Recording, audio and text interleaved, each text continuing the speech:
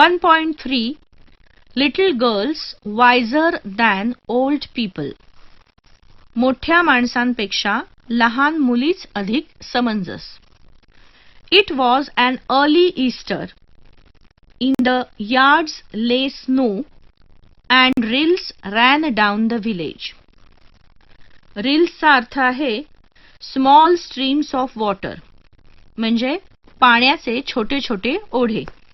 A large puddle had run down from a manure pile into a lane between two farms. Pile चा अर्थ आहे heap किंवा ढीग. Manure म्हणजे काय? शेणखत. They wanted to splash in water. Splash the water म्हणजे काय? थपथप करून पाणी उडवणे. त्यांना त्या पाण्यामध्ये खेळायचं होतं. The little girl started to go into the puddle with her shoes on, but the older girl said to her, "Don't go, Malasha. Your mother will scold you.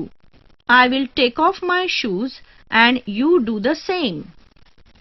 त्या छोट्या मुलीला त्या पाण्यामध्ये जायचं होतं. तिचं नाव होतं मलाशा. तेव्हा मोठी मुलगी तिला काय म्हणाली की तू पाण्यात जाऊ नकोस, तुझी आई तुला रागावेल. मी माझे बूट काढतीये, तू पण तुझे बूट काढ. Exercise.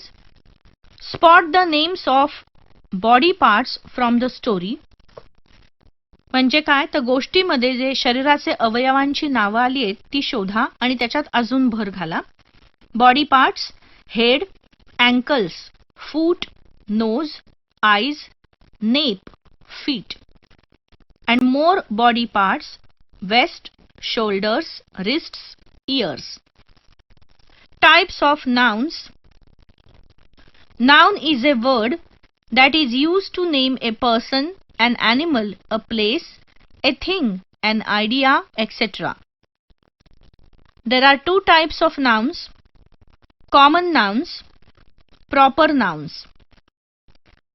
Common nouns: girl, boy, city, mountain, table, river, book, etc.